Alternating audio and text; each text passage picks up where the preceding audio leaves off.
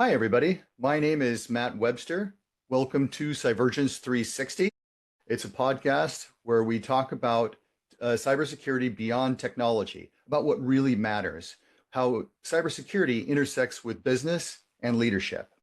I'm your host, Matt Webster, and in this series, we'll have a real conversations with executives, CISOs, founders, board members, etc., about the hard decisions in cybersecurity.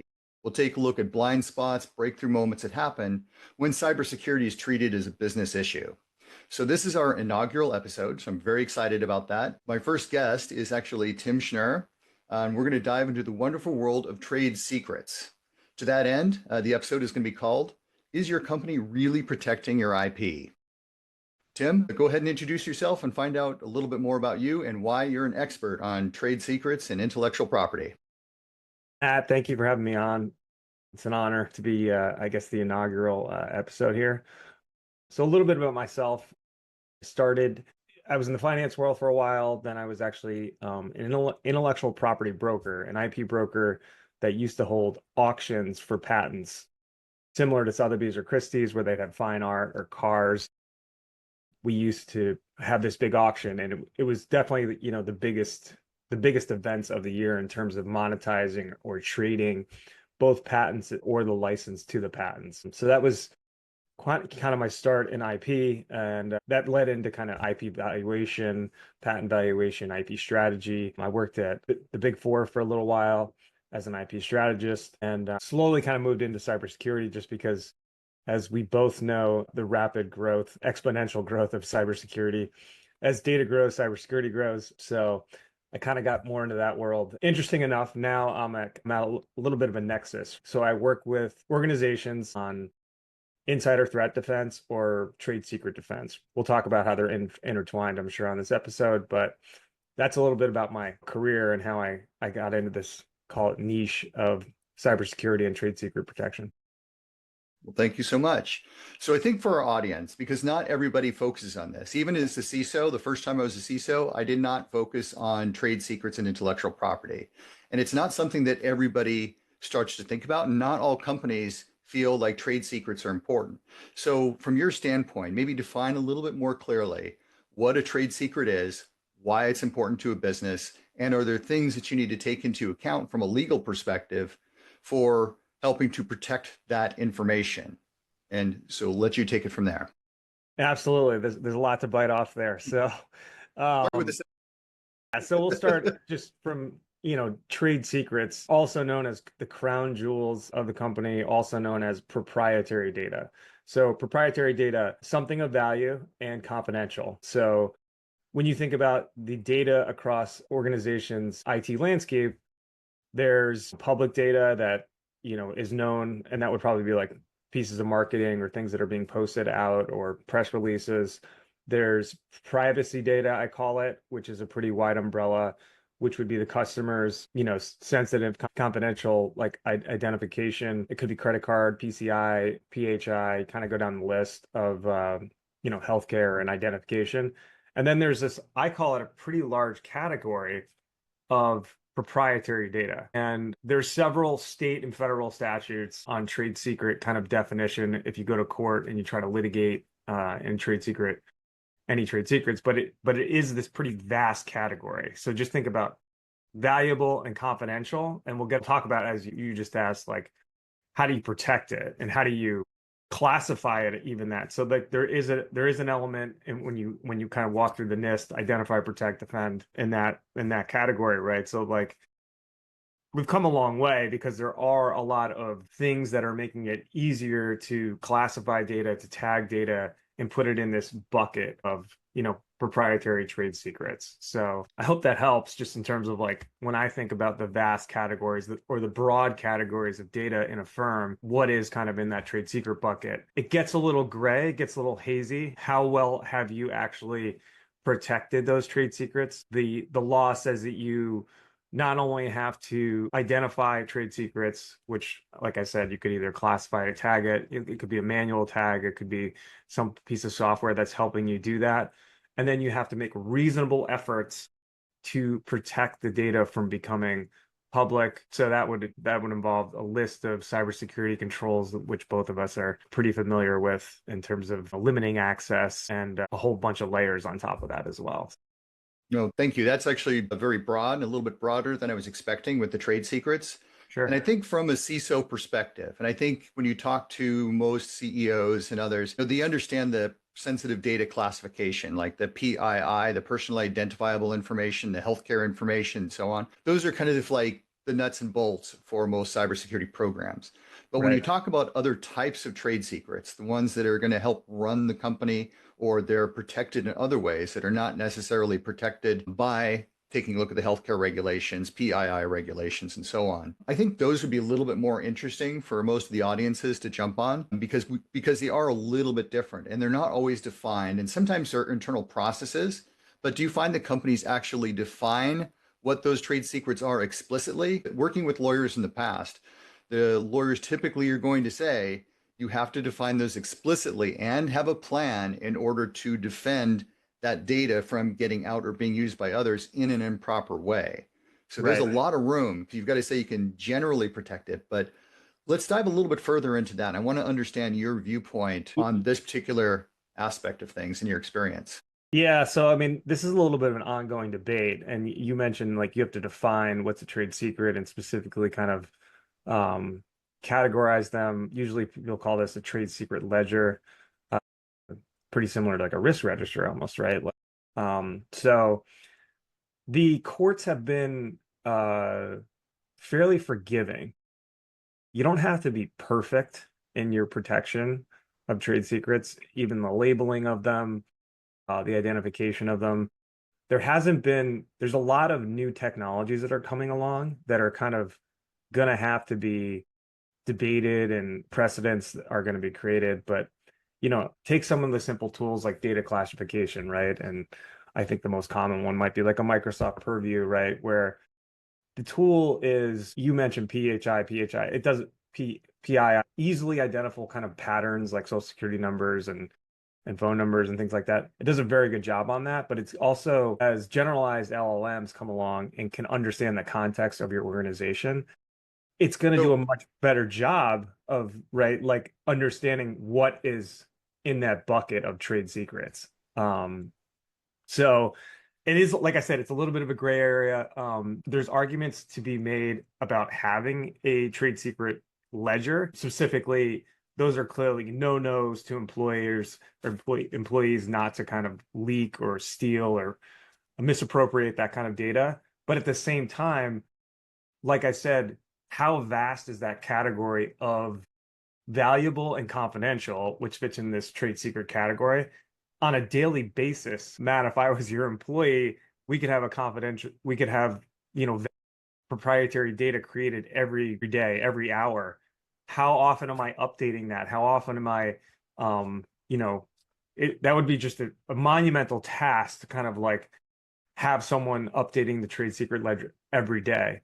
And like I said, that category is so broad and the law is very forgiving, right? There actually may be something that we talk about and we have a strategic conversation, a whiteboard, we take a photo of it, put it in an email.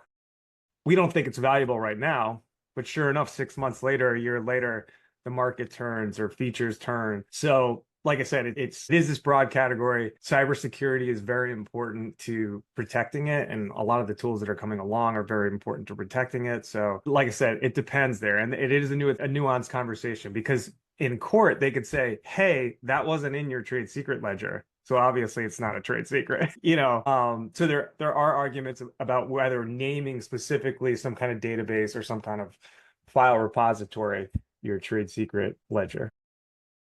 so I think that's very helpful to give the general audience an understanding of what you're talking about. The interesting side of it is where you get into the application of these kinds of things.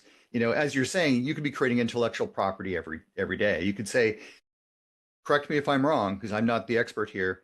Let's say if you're creating a particular tool that's going to be used on the web, the front end, anybody can look at because that's what they're going to be using. But on the back end, you might have some processes that improve, say, your workflow, or maybe it increases the speed for which you're working and collecting the information or disseminating that information.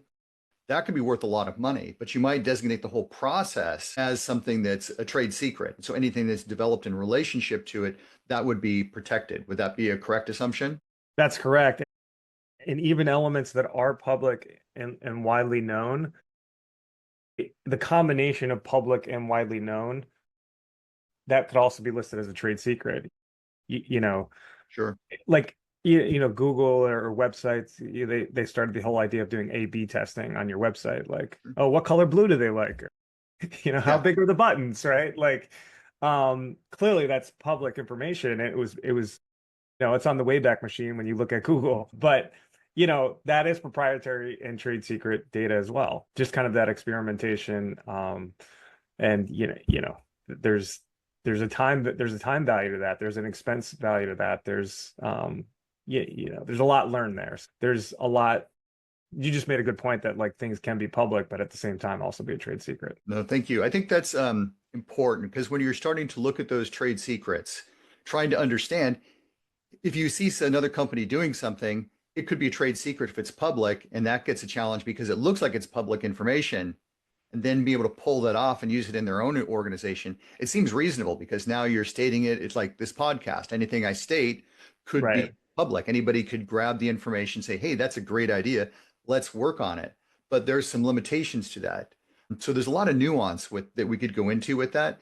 How would you start to break that down from your perspective? Because we know Yeah. we're So getting into the nuance behind trade secrets. I love where this is going.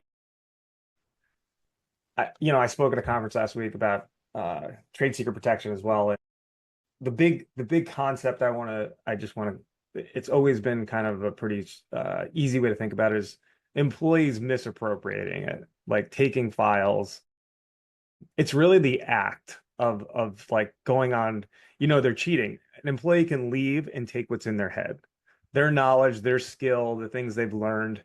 They can generally take what they've learned. It's always pretty obvious. So there's a smoking gun, there's a data trail, there's breadcrumbs of them taking some kind of files out. So most of the cases, they're coming with some pretty substantial evidence showing kind of this misappropriation of trade secret. There are rules, in NDAs, in IP assignments, in contractual employee language that say you can't specifically memorize things. I think that just gets a little hazy. Like I can't imagine Right. putting somebody on the stand for saying, if you got a photographic memory, good for you. Right. Um, but it's really this kind of there is a smoking gun. There are breadcrumbs. There is really good evidence. Usually you're not going to try one of these cases unless you've got some pretty good evidence. So Yeah, and that makes perfect sense. I mean, one of the things that I've seen, which is important for companies to really realize. So big companies, they'll develop a product, and this is kind of the old school way of doing things, and they'll make sure that it's reasonably mature before putting it out on the market. Now, as I'm sure you're aware, and I'm sure a lot of our audience is, that's no longer the case. You wait to mature your product, somebody else is going to get ahead of you, and you can lose out on millions or potentially billions of dollars of profit. sure. So people leave those organizations like, hey, that's a good idea, but I think we should do X or add something onto it. There may or may not be a breadcrumb that goes along with that. As you said, in most of the cases that reach the courts, there are breadcrumbs. We notice that this person took this information. We've got data loss prevention Right. information. So we see those breadcrumbs as you're describing for other organizations. How do you see that playing out? Yeah, and so a lot of these tools are relatively new, call them last 5, 10 years, and the forensic evidence is much more compelling. So you're just seeing the enforcement of these rights. For years, people have been taking things with them, like strategies and thinking, right? I mean, as far back as human history, right? There's some great podcasts on counterintelligence, and even when you think about like World War II, right? Like the Manhattan Project and trying to appropriation and how they try to stop a lot of that. So, but yeah, like I said, the tools really are making it easier to see those breadcrumbs. There's a lot to it. We'll jump into like the non-technical controls and technical controls to kind of that are best practices to run a trade secret protection program. I would also call it a insider threat program as well. So Okay, well, that's a good stepping stone to kind of look at the next phase of this. yeah, Because obviously, if you're in HR, and I've worked with companies that have issues. So, for example, they have a person who's selling a product and they're the salesperson working on a multi-million-dollar product. project and then they go work for another organization, they take that company with them because they like the sales rep. And this happens all the time in business. And it's one of those challenges. There's questions of trade secrets, but that does get into the kind of the human resources and the legal side of things on how CISOs or business units could say, hey, talk to their IT provider if they're working with one, or talk with their internal leadership to figure out how do you deal with these types of challenges for your organization? What are your recommendations? Yeah, so I mean, there's levels of controls here. There's good, better, and best, and you appreciate that in any cybersecurity program. A small business is going to have a drastically different, uh, you know, control stack and technology stack than a Wall Street bank. There's kind of table stakes. The first thing is, call it IP assignment in an employee contract. Work for hire, right? The work you produce here is owned by the company. You'll assign any IP back to the company. When you come to this company, we want to know what IP you're bringing, especially if it's from another company or a competitor, so they don't sue us. So it's really that, that HR process, working with legal, working with risk early on, that those contractual obligations are in place. You'll acknowledge that, you'll sign for that, but you need to go further on that. You need to have employee training that talks about, like, the purpose and the criticality of protecting, sensitive data, whether it's privacy data or proprietary data. And those are really just the two terms I use to throw them in those buckets. So that's really important. That's table stakes. Think about it. You're a small business. You're just simply writing that into an employee contract and setting the expectations from day one.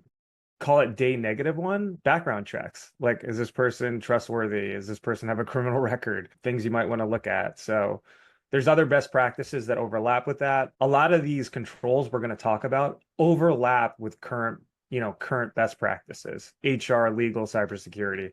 The other one is the NDA, right? So, confidentiality is really important. For proprietary data to be trade secrets, they need to remain confidential and valuable. So confidentiality is important. Those they have to acknowledge that loose lips, sink ships, whatever they say. That's just really important going forward. And so those are kind of table stakes. No matter how big the organization is, they need to have that. You need to set the expectation early. We'll talk about deterring it and enforcing it. Some of the things that are, you could have virtually zero of the forensic evidence, but if you kind of put that out there and make an expectation and are really preventative and getting ahead of the employee early, you'll probably have a lot less problems. Understood. So it sounds like what you're saying, you might be better off at a medium or larger company than a smaller company. For example, let me get into some of the details of what I'm thinking. So email, for example, you might have, and there's a term that comes out of the data loss prevention world where you can put a fingerprint on it. So this would be something where you really collect that data, collect a snapshot of it, and see if that data is going outbound. That's part of as you know, a data loss prevention strategy to prevent trade secrets or other types of data from going out. You could apply that to cloud instances so you don't share information in an inappropriate way. You could tie it to email signatures and all these other things that you could start to work with as a means of protecting it. But if you're a small company and all you have is, say, Google or Microsoft as a base, and maybe you have a firewall at best and some antivirus, there are not a lot of tools at your disposal unless you start adding in some of these additional capabilities or purchase a data loss prevention solution. How would you approach that? Or is that a reasonable approach that I'm thinking about? Or would you characterize it a different way? Yeah, I think before we move up the complexity spectrum, I just want to point something out. Like, a lot of employees think they create something and it's their own work. They just they forget that there was contractual obligation, even if there may or may not be. You need that contractual obligation, but you also need to kind of you need to remind them. You need to have recurring training. So I mean, I would say the majority of Americans do not believe that they understand this concept, right? Like, they're taking, most people take files with them. It may be a scratch, a little something here, but they'll take their contacts, or they'll take their decks that they made, or they think that it's like an artist, like the royalties and the work of art are mine forever. Like, no, it doesn't quite work that way. So just this, I think, high level concept before we jump into like the technical enforcement and tracking and things like that can go a long way, I think, in terms of seeing eye to eye with the employee from day one. So, but then you mentioned kind of like Office 365, Google works, it's probably 90% of, the IT infrastructure of small businesses. There are actually a lot of tools in there if people just turn them on, right? And just configure them correctly. And we'll talk about, I think, two high level things in terms of reasonable protections. There's zero trust or need to know access. And then there's, which I think gets forgotten all the time, even all the comments you see in LinkedIn, is this idea that the banks know all too well is limited application or limited software, lean application, right? Like they always talk about like zero trust and need to know access, but there's rampant shadow IT. Only the largest organizations and government organizations understand this idea of like, let's limit like let's limit the tools we allow the employees to access. And just by that, I mean, it's extremely hard to take a file away from, in the DoD or a top five bank, right? It is extremely difficult to get that outside the walls. So I will say you'd be surprised in some cases Yeah, from yeah, but stories I've seen in companies I've assessed. we just saw that Coinbase trade secret kit or breach, right, which was quite shocking from typically a very savvy cybersecurity player, but there are exceptions for sure. But those I think are the two pillars, right? That really the need to know basis, and then like that, and that which is really just asset management, IT asset management, and limiting their tools that they can play with. Oh, absolutely. And for other people, explain a little bit what a zero trust is. I think like some of the Yeah, CEOs get it. A lot of the technical people, they've got a very strong idea, but it's not always apparent for other people. If you'd explain that a little bit more. absolutely. Going back to 1942, I was talking about kind of the Manhattan Project. They were actually separating people, clearly not intermingling, not connecting, really just siloing information. So if there was a breach, someone was espionage or whatnot, you'd only get that limited aspect of information. So when you think about your employees and the data they can access across the firm, it's really easy just to provide everyone access to everything. But at the same time, you're spreading contagion. If that one person is breached, not only will the damage be far-ranging across the organization as it would have been in the Manhattan Project, but also when you think about resilience, also the recovery is going to be much longer to clean up that widespread mess. So zero trust, need to know basis. That was maybe a little too wordy, but I think that kind of I think it helps give the parallel general there. idea. So Yeah. thank you. I think that makes perfect sense. But one thing I do see is most organizations, they keep things wide open. Like one of the, I do. and I will use the term sin that you see out there is the local shared folder on a system that everybody in the company has access to. And sometimes they just blanket open. Sometimes they block off certain areas, but you can find HR information, you can find other information. It's one of the big challenges that's out there. So it is easy to get that information. The smaller organizations, typically you find the more often that's true, but the larger ones, sometimes they'll put some additional effort into it. They'll lock certain folders and things like that. But something very simple like that, you're trying to help people with a shared drive, that can create a lot of challenges. It sounds like what you're saying, because companies aren't necessarily, they might say, yep, we're protecting it on paper, but when you look at the application, they may not be protecting that data appropriately. What are your thoughts there?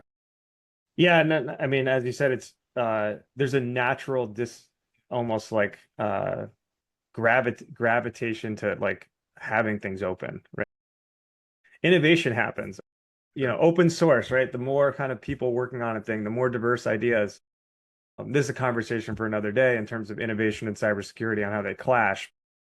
Um, that's just a natural like gravitation to like if you're not enforcing zero trust, they will just kind of make their way and access will get shared. And example is like an employee changes jobs within the company, right? Like how often do you close down the access on their old job, right? As they move to a new position. There's just a lot of different nuances and things you have to be on the lookout for to actually enforce the zero trust principles. Absolutely. And it almost begs a question. No podcast would be complete without talking about AI in today's day and age. So AI, the way I look at it, and there's a lot of different facets of it. I don't want to go down the Yeah. rabbit hole talking about every facet of it. But AI, a lot of people are using it today. They're going to put customer information in it. As you know, unless you've got a corporate instance of AI, that information becomes public information very quickly.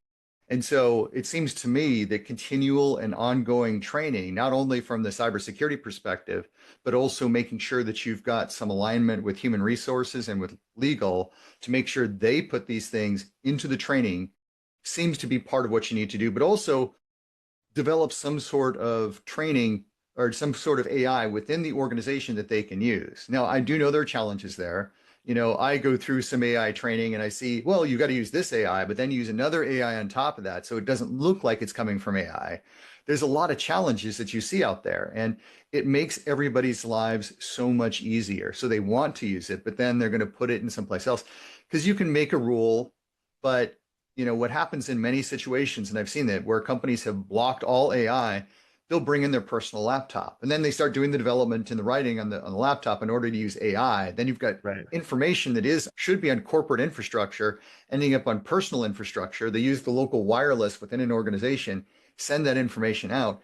It seems like this creates a whole challenge for intellectual property in general. I can see that being have there been a lot of cases that have talked about this, or is this They, somewhat of a new frontier that needs to I be think we're right mulched? on that. There's a little bit of lag in terms of the courts and filing and the amount of time it's hitting. And we haven't seen a very big case that's focused on this, but you could certainly make the argument if you're a defendant, if the company that's suing you has using freemium AI and clearly there's no kind of fence between that, the internet, right, and the way it's being trained and the way it's being accessed, you can make an argument that they just simply don't have trade secrets and they don't have a leg to stand on. So you have to be really careful. And I think that's where as the big banks have been very cautious, the government's been very cautious on the use of AI and the data that's put into it.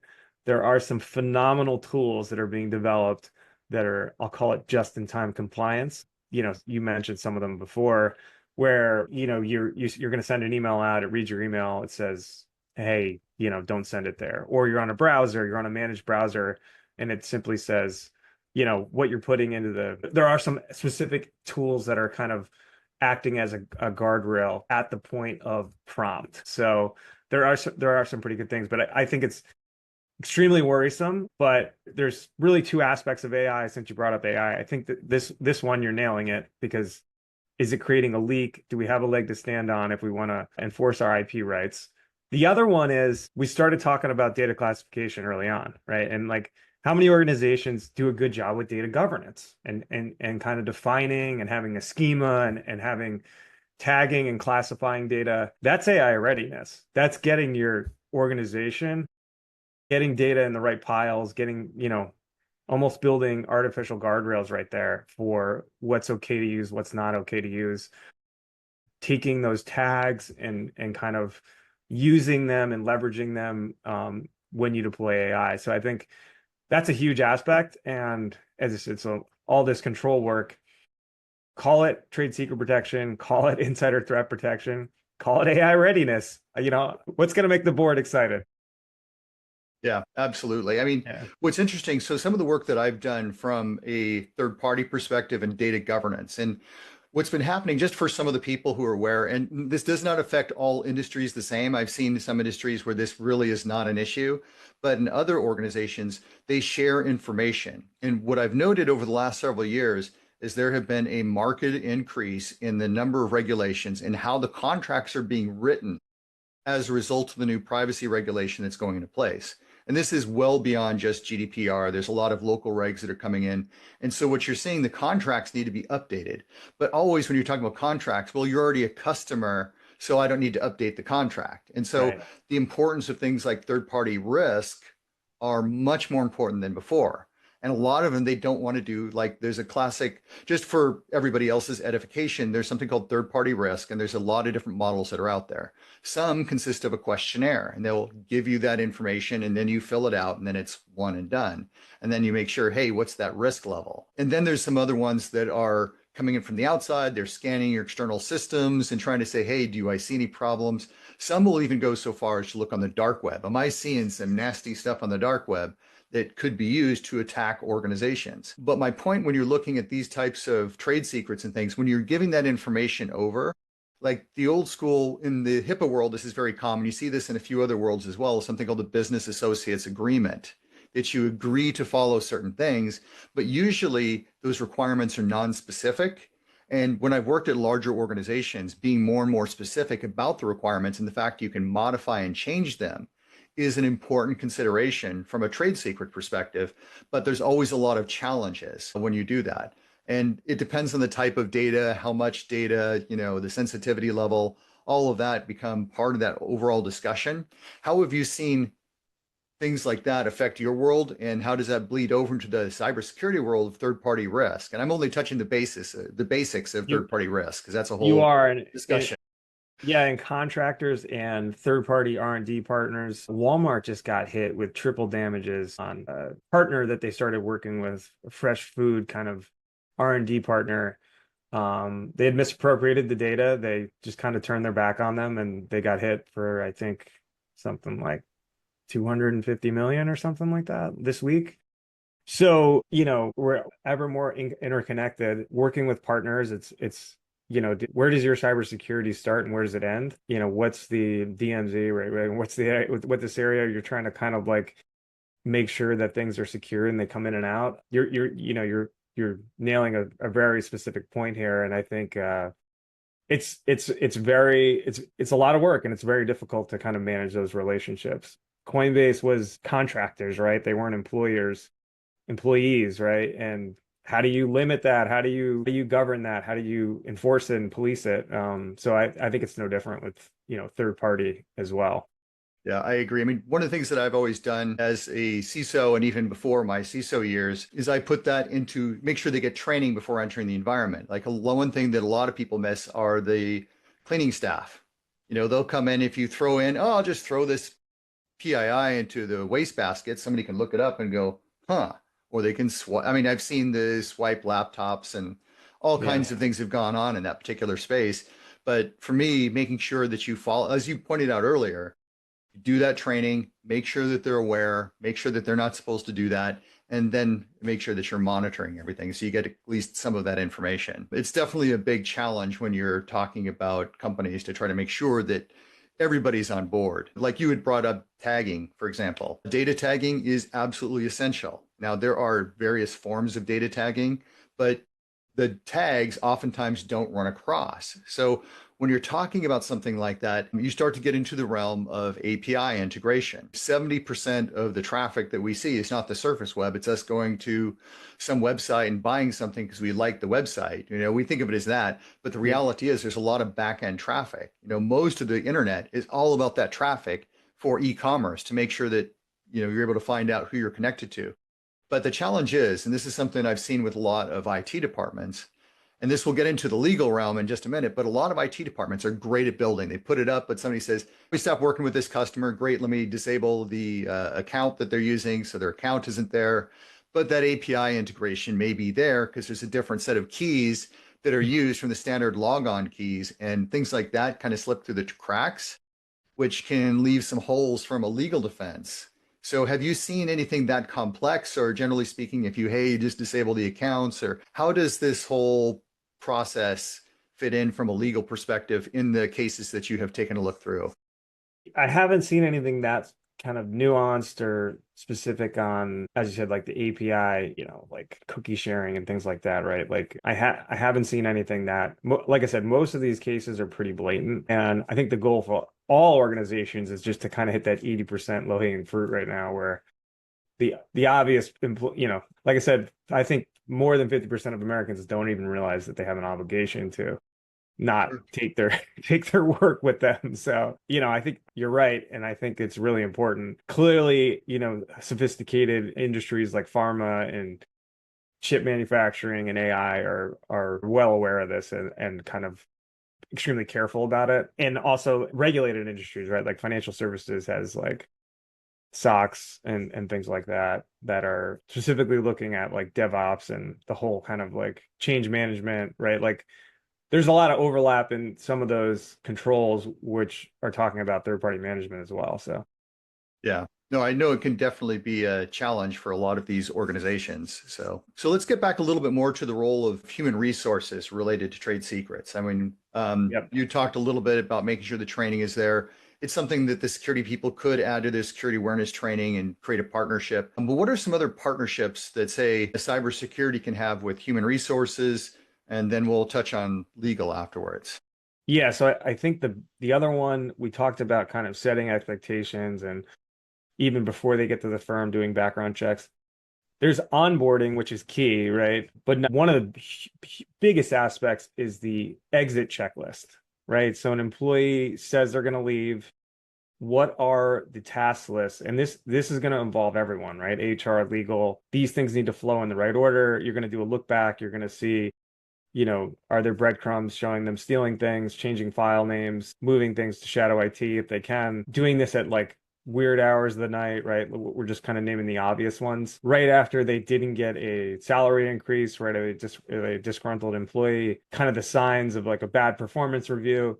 So there's a lot of like human factors that flow from both HR and cyber, because cyber is building the tools that is tracking either risk scoring individuals or behavioral kind of triggers that they can build into the playbooks of some of the tools we should probably talk about as well. So, but that exit checklist is really important. And I'll give an example of this. Like if an employee leaves or is going to leave and they have already violated kind of their NDA, they've already misappropriated data or, letting them kind of bring it, you're going to bring legal counsel to that call. And it doesn't necessarily have to become that confrontational. It doesn't have to become, I consider it, prevention or stopping a further misappropriation is probably the Sure. most important thing. So just reaffirming their obligations, right? Their contractual obligations.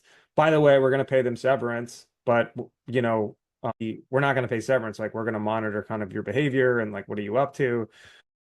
Um, Maybe they claw back this. I don't know. There's Yeah. all sorts of things. Like I said, there's door A here. You could say you made a mistake and like you can try to delete the files and promise and in pen that you're not going to use that at the next competitor or start your next competitor. And then there's door B, right? Like we're going to enforce against you. We're going to make you sit out of the Sure. market, right? Like this isn't about non-compete. This is about like violation. They're going to go to court and make a pretty strong case that like you can't go work at the competitor because like you've already misappropriated data. This has nothing Sure. to do with the non-compete. Another angle that's being discussed, and there's some contention there in the market, Right. with the Right. non-compete. Some companies feel like, yes, you have to do that. So they can't be selling to the same companies that you're trying to sell into as part of your company, for example. So things like that are definitely contentious, but interesting. So let's say that you are in cybersecurity and you're the CISO or deputy CISO or director or whoever's appropriate for that particular organization, and you need to develop a relationship to try to get going. How do you get started in this whole discussion about trade secrets, like especially from a legal side? Yeah. That partnership to me with legal is incredibly important for cybersecurity, and it does help bring some gravity to what the cybersecurity people are starting to look at. So, how would you approach that if you were purely a cybersecurity person and you're working with the chief legal officer or general counsel, whoever that is for the organization? So before we go any further, I'm going to answer that question. I think it's really interesting, and we probably had hallway conversations about this. There's almost like two different sets of people that are broaching the topic. There's, if you look at privacy data, like there's privacy counsel, right? And it's a very big role at bigger firms, and they're lawyers, and they're not technical people, and they're doing governance and setting the rules and making sure that they're complying to all the laws. That's one thing we didn't talk about. Most of proprietary data is not regulated. Right, The regulator doesn't care if someone steals your company's data, but right. they do care if they steal the customer's data. Yes. Um, so that creates a real dichotomy as well. And then the other set of people are these insider threat teams, kind of counterintelligence, former military, former intelligence people that are very good at hunting and understanding human behavior and reads and things like that. And they are really most of the time focused, I want to say right of boom or after a breach or after an incident. So it's there's there is a little bit, like I said, of a valley here, and people are coming together more as trade secret kind of is surfacing. There's more litigation. There's better tools, so they are communicating better. If I'm a CISO, you want to have an ongoing dialogue with general counsel, deputy general counsel, whoever they are, to how can you make their job better? How can you enforce those governance, the policies, the people, the processes, and the procedure? Because they don't even understand like what are all these great capabilities that are coming to market, and the firm is buying the software. What can this software do? So those are literally like almost brainstorming and whiteboarding sessions on like you know the risk register is great and the business impact analysis is great, but what are the things we can actually do to mitigate those risks? So I think they need to be working together. If I'm kicking off a insider threat program or data protection program, what is this kind of governance council, right? Like, what is this leadership committee? Although one person is delegated responsibility for insider threat or proprietary data protection, this council is really there to make sure they're getting the most utilization out of those tools and mitigating those risks, right? So, And I would say even talking about where the cracks are. yeah, Sometimes there's no such thing as perfect. I mean, we brought up a key example of that. The fingerprinting that you might have. You can't do it continually and end up with an infinite amount of data you're going to be fingerprinting. It doesn't make any sense. And to be honest, like when you're looking at things, because security people, we do think about cost. Like one of the tools that I was using from a data loss prevention standpoint, it automatically added some fingerprinting data in there, but it also started using AI. And this is several years ago before AI was large. I know it's yeah, large language models, but I'm using AI to explain things for everybody else. But it used AI. It reduced the amount of work that I needed to do the assessments because DLP, if you go back 5, 10 years, it had so many false positives. You needed to have an army of like 3 or 4 people for a medium-sized organization just to keep up with what's going on from a DLP perspective. And a right. lot of the output was it's gobbledygook even for trained security people. And you got to like, what is this saying? Okay, now I get it. And that's part of the challenge. But you use something like this, some of the tools that are out there, some of the modern ones, they really reduce the amount of work that needs to be done. You can get that head count down to maybe half of a person for an average mid-sized corporation. And so there's a Yep, lot of value there, but when you bring in the value, the other question is what's missed. And to me, this is one of those cases you kind of get to close enough to good, that you're not going to worry about it. You don't let perfection stand in the way of absolutely. doing something. So making sure that you're going along those routes and you're being reasonable is important. But it does kind of beg the question. Like, for example, if you know that people are sending email out, but you don't have data loss prevention, say, on your email, how does that impact the legal case? If you know that this data is going out and you're not even looking for it, not even striving to put something in place, it could, and I'm not a lawyer here to make this type of justification, but it could look like negligence from a legal standpoint. It's something I could Right. imagine a lawyer saying, hang on a minute here. You knew this person was leaving, you knew this person was terminated, or whatever the story is, Right. and you didn't bother to protect or look at what's going on. It could look bad in the court of law. So I'd It love to get could. your It feedback on could. that perspective. Like I said, the court has been very forgiving. Like bad behavior or malicious intent has been, you don't have to be perfect. And maybe the bar is raised somewhat as we mature here. But we didn't really talk about all the tools, like as you said, like Yeah, email yeah. tracking and managed browser is really important. It's, constraining kind of the applications that they have access to, and then how detailed and can Right, you right. see these breadcrumbs. One interesting aspect, traditional legal tools, e-discovery, right? Like they used to Yeah. just kind of look through emails. Fascinating podcast I was on a couple months ago. Office 365 and Google Workspace, all the documents are dynamic now, Yeah. right? So e-discovery has had some challenges. Those changes, I believe it's 90 days, are only saved. Like, if you work in a Word document, what are you making? 3,000 changes? Like, you got to kind of have to pinpoint which document was shared. So it's made it more challenging as well. There's some tools that'll actually take snapshots when you open, send, file, share, whatnot. Sure. But that there's a lot of nuance there. As these, things become more convenient, they've also become harder to track. The other same thing, sending a PDF off residence. Does the client share it, right? Like, is it being misappropriated? there's just a lot of things to think about. Like you said, we can kind of talk the stack, but we'll keep it high level from here. I think one of the large things is, big government, big banks, like they're really into the threat hunt, but a lot of the proactive, how can we get to a point where you're stopping these attacks before they happen? I think deterrents are great, right? Like so, like pop-ups, right? Are you sure you want to send this? It's like red light, green light, yellow light, right? Like some of them will block, some of them will.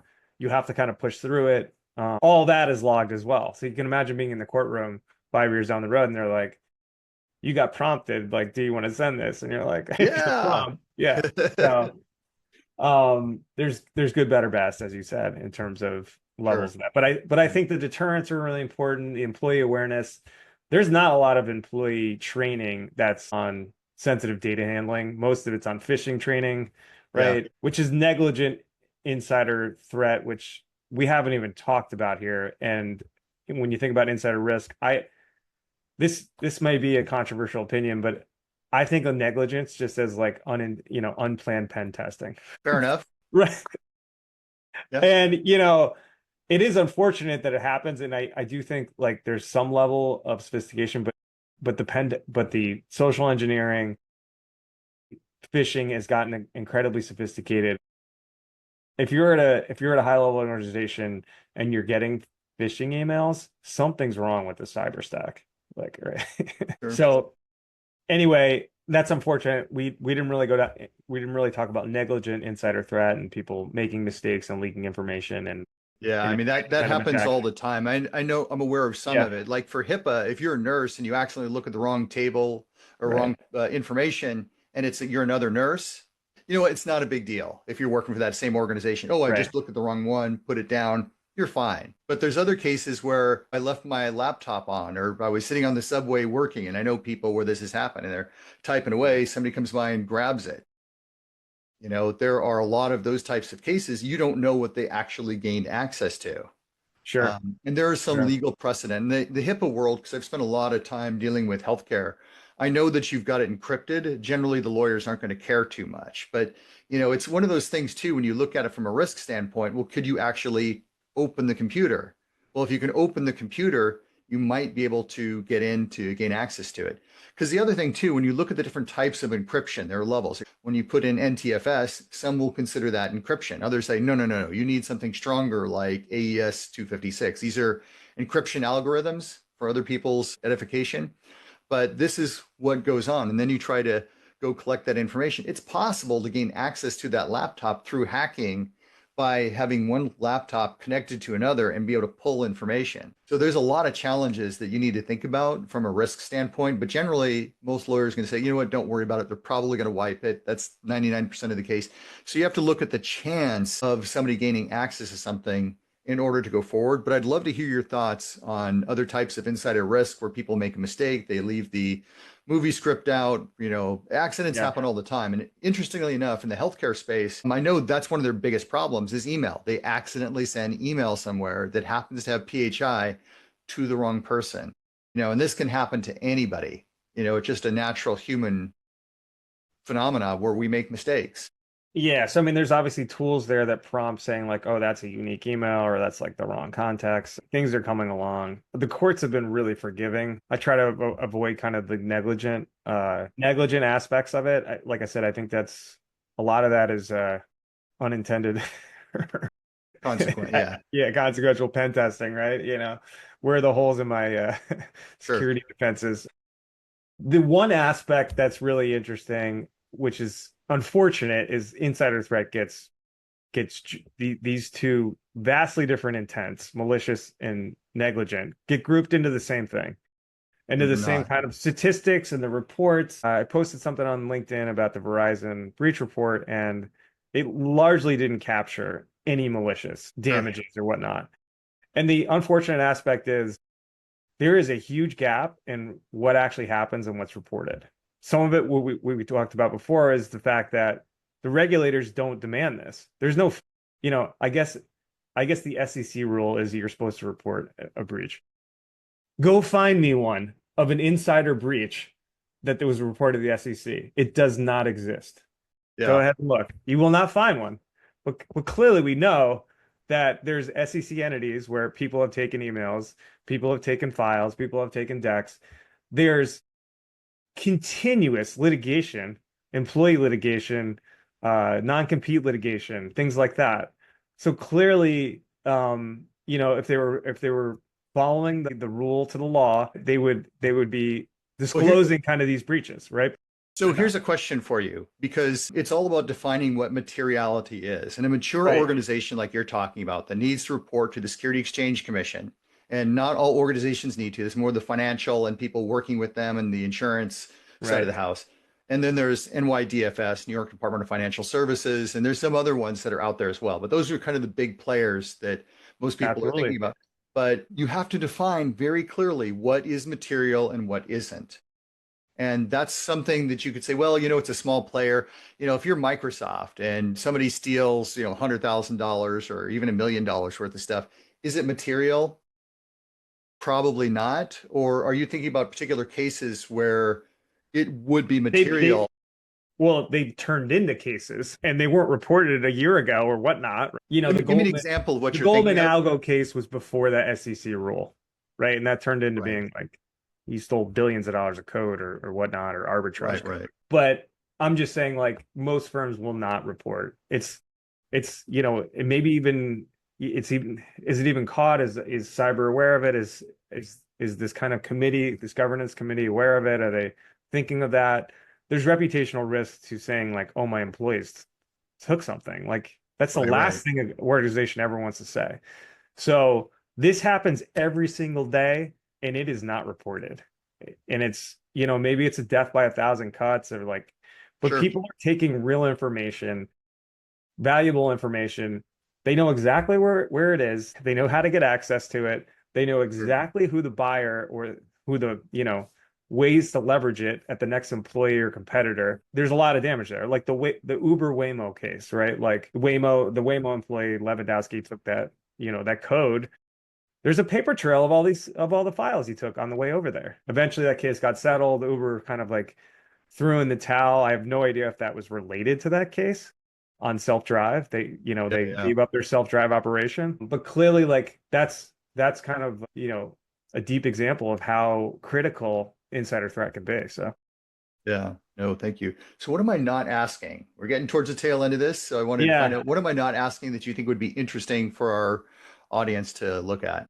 Well, I think there's a couple things to think about. Most of the things and controls and preventions and protections we're talking about are readily, already being deployed. HR has Yeah, policies and there's governance. Maybe you have a new governance committee specifically focused on insider. And I think this really does fall into that kind of like insider threat breach sure. because external adversaries, they get into your network. They don't know they don't have enough context. And in the future, they may with AI and whatnot and know who to sell it to, but they don't have enough context. They're scanning, they're using the same tools, data classification tools that are looking for social security numbers, credit card numbers, and Yeah, they can yeah. easily sell them on the dark web, right? So I think this really falls into that like insider threat kind of there's a lot of, like I said, there's this junction of IP and cybersecurity. So that should be, that a team of people should be put together at an organization to specifically focus on this, but also a lot of the controls and tools and tech already exist for the sophisticated organizations. There's Right, not that much, the lift is not that high. right. And the ROI is extremely high of preventing this. So I think it's a really high ROI Sure. activity. I think all organizations should, and all organizations have trade secrets because, as we said, the bucket is that broad. And it's sort of interesting, and maybe it's my lack of understanding here. So I'm looking to hear from you. Yeah. But a lot of the lawyers say you have to really identify it and treat it as such, and that not all organizations will. The larger ones, absolutely. You have to have that. And even some of the smaller ones are really big on that. We're seeing a real shift with IP attorneys. They're really shifting and Oh, realizing this is an incredible opportunity, I think. Because traditionally, they're like, and I have friends, I've mentioned kind of what I'm doing, and I worked in the IP space, and they're like, well, the trade secrets are just difficult. And I'm like, they're really not. Like, start going out and reading some of this case law. Like, people are suing over like sales strategy, marketing decks. Like, It's Sure. wide. It's everything you can possibly imagine. It's not the Coca-Cola recipe. And that's what people traditionally thinks, like the Right, right. KFC like mix. I'm like, so much broader than that. It's so much wider than that. And as the world gets digitized, like everything's kind of falling into this bucket. I think you're kind of like what you're walking into this conversation with a little bit of that same kind of parallel, I think, in terms Oh, of like absolutely. what's available and like how wide and important is this? Yeah. Well, thank you. Any last minute advice for anybody who is looking at protecting the trade secrets within their organization that you have?